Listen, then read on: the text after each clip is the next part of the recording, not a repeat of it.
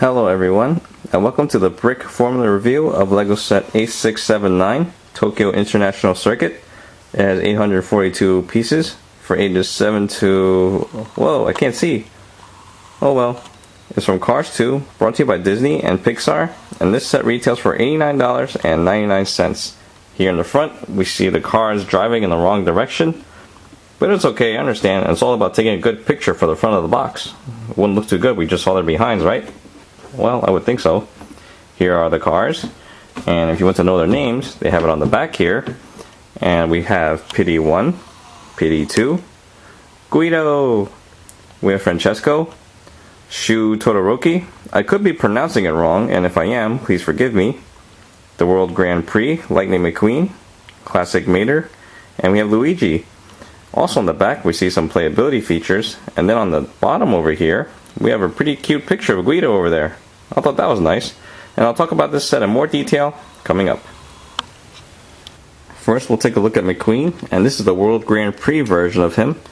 And I happen to like this one better than the other two, and I'll show you why later on.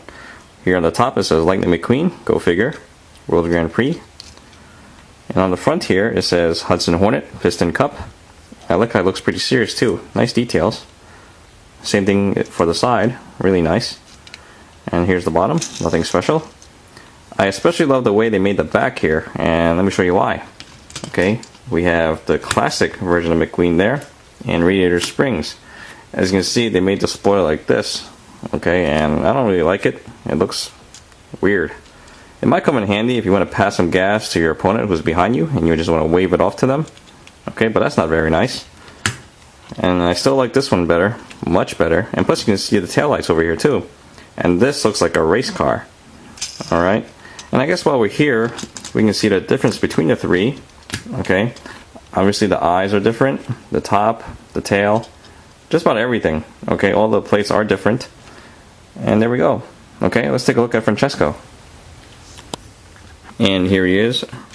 Francesco overall is pretty cool. I just wish they added more detail to him, because this top part here is supposed to be green, some more green over here on the side, and this back piece here shouldn't be facing upward, it should be facing down. Okay, although they did do a good job with the front. Okay, there it is, nothing special on the bottom. And I also found out that he's voiced by John Turturro, which is pretty cool. I think he's a funny guy, so I can't wait to see the movie now. Let's take a look at the next car. Here is Shu Todoroki, and he is exclusive to this set. You're not going to find him anywhere else. I like him overall, even though the details aren't that accurate. Okay, they could have done a better job with that. Here on the side, they could have put the word Japan in Japanese here as a marked brick. That would have been a nice touch. On the top here, he's not supposed to have this antenna here. It makes him look like a RC car. Okay, there is, however, supposed to be an antenna like right there. Okay, which is much smaller, but that's probably a detail that we can live without. Also on the top here, this head is pretty big. It should be a lot skinnier, and it shouldn't angle out so much. But, oh well. In the front, he looks pretty cool and calm. Alright, looks like a patient driver to me. I guess we'll find out in the movie. Here in the back, I love the details here, even though this piece is not supposed to be here. He doesn't have anything that sticks out that far from the back. And then on the bottom here, that's pretty nice. It's really flat. And overall, it's a nice car. Alright, despite the lack of accurate details. Let's take a look at Luigi. And here's Luigi. Alright, here's what it looks like from the side. And there's the top. He's very simple. Okay, and there's the front. Very easy to build too. There's the bottom. Nothing special. There's the back. And to tell you the truth, I'm surprised that he's up in the tower doing the announcements. I always thought he was supposed to be down here with Guido doing whatever. But I guess he's moving up in the world. Lucky guy. Let's take a look at Tomater. Now, Tomater is a little different in this set, mainly because he has those headphones and a mic, which makes him look important. I'm just kidding. He's always important. He's McQueen's best friend, and he's probably in this race to coach him through, which is really nice of him. On the side here, we have a printed brick that says Tomater, towing is salvage, radiator springs. And you'll also notice that because of the headphones, he does not have the side mirrors. So I just want to point that out. Here in the back, some nice details here. And he can tow around McQueen and Francesco. For all the other cars, not really. For Luigi, you can tow him as well, but the thing is though, you'll be dragging him around by his bumper, whether it be from the front or back, which is not good. For Shu, you can only tow him around from behind okay, and you'll be scraping him on the front, which is not good for him. So we'll just leave those two out. But otherwise, he's pretty cool. And let's take a look at Guido. Now here's my favorite character, and it's Guido. He's this cool little forklift, and here's what it looks like from the side. There's the top. It's a pretty easy build. Here we have the front, and you see him smiling. I wish they would give him a different set of eyes, because you can get him in other sets, and plus it would look cooler if they had him with the eyelids going down halfway, because that's what he looks like when he changes the tires in the pit stop. And I thought that would have been nice, but oh well. There's the bottom, and here's the back. And now let's take a look at the pitties. This right here is Pitty 1, and you'll see him helping out Francesco in the pit stop. Here's what it looks like from the side, and here's the top. I like how you have these headphones over here. I wonder why Guido didn't get any. That would have been a nice touch. There's the front, and these can move up and down like so.